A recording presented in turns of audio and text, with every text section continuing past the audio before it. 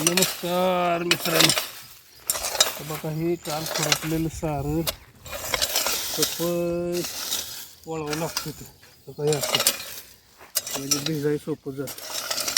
तिथं दारं मोडलं म्हणजे फिरायचं नाही दारात, म्हणजे व्यवस्थित चांगलं सगळं हे पाला मिक्स होतोय, सगळं मिक्स होतं आहे का. आणि हे तर हे असं आदळ घालायचं, मध्ये आदळ घातलं मग इकडं पाणी साठलं जातं, लगेच ओल हटत नाही पाणी साठल्यावर. मग हे पुन्हा राहिलेलं हे असं वाढायचं, कडा बिडा सगळ्या घ्यायची चारायचं, म्हणजे इथं पाणी चढ जर असलं तर जात नाही, ओढलं सामान सारा भिजलं जातं. म्हणून हे असं वळावं लागतं काय का.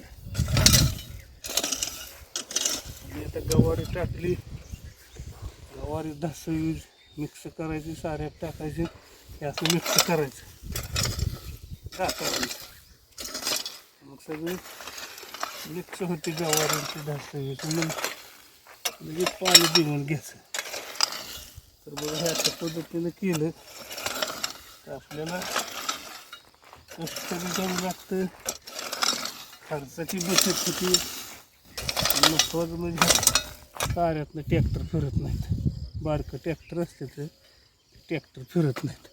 म्हणून आम्ही बघा हे अशा पद्धतीनं करतो, कष्ट कमी लागते ना आहे का.